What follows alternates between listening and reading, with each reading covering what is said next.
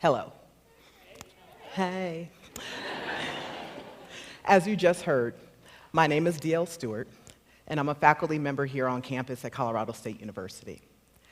But what's most important for you to understand about me right now is that I identify as both Black and as transgender, or trans. And yes, I'm going to talk to you today about how Black trans lives matter. As I do so, I'm going to share a few scenes from my own life, mixed in with the ways that race and gender have historically and currently intersected to shape the lives of Black trans people. Ready? Scene 1. I am at home with myself. My body, a sovereign country. Sovereign meaning it is superlative in quality, of the most exalted kind, having generalized curative powers of an unqualified nature, unmitigated, paramount, possessed of supreme power, unlimited in extent, absolute, enjoying autonomy, independent, royal. My body defies the restrictions of a society consumed by boxes and binaries and are you a boy or a girl? Independent of such conventions, my body clings instead to the long ago lore that understood its magic. I contain multitudes. From this supreme power to name myself, define myself, and be myself, I stake a claim to myself and organize my resistance, a resistance that boldly proclaims that Black trans lives matter. My body is a sovereign country and my first sight of resistance. End scene. To say that Black trans lives matter is a claim to sovereignty. As much as Black girl magic and trans is brilliant, Black trans lives matter is also a chorus of resistance. Because Black trans lives begin by defining our bodies as sovereign countries, from which we first begin to resist the messages that we have no place here. We push whole movements forward on the strength of our vision. We set trends and create new worlds. We are the vanguard. Black trans lives have always mattered. And yet, caught at the time-traveling intersection of Juneteenth's Emancipation Celebration and Stonewall's Emancipation Declaration, Black trans lives are both seen but yet unseen. Unseen by the anti-Blackness of queer and trans movements, unseen by the transphobia and trans antagonism of Black movements. Our sovereignty and resistance are blocked by layers of systems and structures that have always sought to contain, define, and erase Black trans bodies. Scene 2. I am with my therapist, the one whose testimony I must rely on to declare me man enough to have my documents changed, the one who is to be believed. Despite my own declarations that I am not this body, that this body is neither hers nor yours to define, I sit with this doctor, and she fills out a form for me. And when considering what all I've done to affirm my gender, has the patient's gender presentation aligned with their gender identity? She decides that my gender presentation is more neutral, really. While I sit there, mind you, head to toe in clothing from the section of the store where the dress buttons go down the right side, and my pants give away the number of inches around my waist, and my hair is cut like Denzel's Man on Fire, but I'm still more neutral, really. Because she still sees, and you see, a Black woman. And Black women's bodies are always already made genderless. in scene. From Mammy and Sapphire to Mandingo and Sambo, Black bodies and our genders have been caught in the white imagination. And the imagination of whiteness is fanciful and powerful enough to turn its fancies into realities. Imagined as a thing, we were made to become that thing. And so we have been bred like horses, fed like turtles to alligators, branded like cattle, milked like sows, made into oxen to plow. Gender did not matter so long as our body parts, our arms and legs and backs, our breasts and genitalia could be turned into profit. The Black body was made not white and therefore not worthy of gender. And under the weight of the genteel tulle and virginal lace that dressed plantation mistresses, Black femininity has always been denied. Instead, she is either beast or porn star, neither a proper gender, dehumanized, made a social threat that endangers civility, that puts civilization in danger. The angry Black woman cannot be escaped, not even by a first lady of these United States. Likewise, ill-suited for chivalry and outmatched as masters and captains of fate, Black manhood lays flaccid in the hands of white men's dominance. Body measurements taken, speed measured, draft pick forecasted. This is the NFL Combine.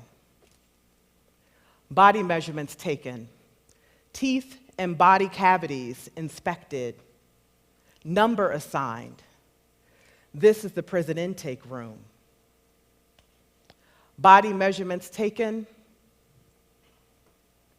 talents and abilities advertised, teeth and body cavities inspected, name and value assigned.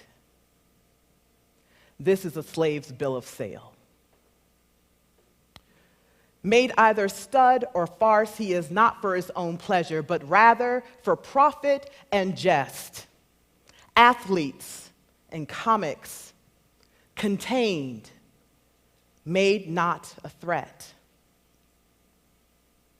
My gender is Black, said Hari Ziad, because Black bodies and our genders have been caught in the white imagination, and we have always been transgressive. Transgressive meaning a violation of accepted and imposed boundaries of social acceptability. Blackness is transgressive, and once set free from social acceptability, Blackness challenges the limitations of what gender can be. We have always been fugitives here, escaping from gender surveillance to claim our sovereignty and right to exist and to live free, to proclaim as beautiful that which was made ugly, to defy convention, Black lives and trans lives and Black trans lives. And yet in this world, that fact that Black trans lives make a difference, make differences, and make a matter of mattering is doused by the fire hoses of past and current denials of our rights to exist and resist. We must fight to be seen as we see through fences into the play yards we are kept out of. Scene 3. I am at school. The bell rings. It's recess. We line up to go outside. Those made boys on one side, those made girls on the other. We file out of the doors. The boys stopping to fill in the closed-off street. The girls and I walking across the street. Keep your eyes straight ahead, we are told.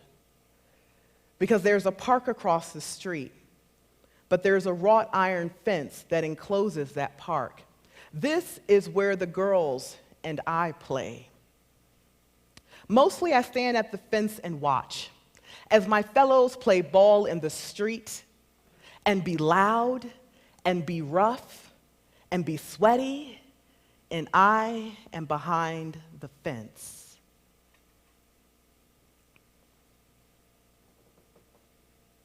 Accused of thinking naughty thoughts, they have no idea. End scene. Sissified and bulldaggered, we are all made up. Just boys in dresses and girls in suits. The black transgressive body caught in fantasies of boxes and binaries that make our genitalia representative of our gender and our mannerisms our sexuality. Black trans lives are therefore written off as merely gay effeminate or lesbian butch. And the overlay of femininity on bodies marked as male and therefore as man adheres like a kick-me sign, except the consequences are much more deadly. The majority of trans people murdered in this country are black trans women. Because when manhood is located between one's legs and defined in opposition to womanhood, what's between one's legs cannot be seen as having anything in common with womanhood. And this same acidic wash serves to blanch trans masculinity, making it fade into nothingness. Black trans men become illusions of manhood, women merely playing at being men because you can't get a real man. Forever put in our place, we are indelibly marked as woman.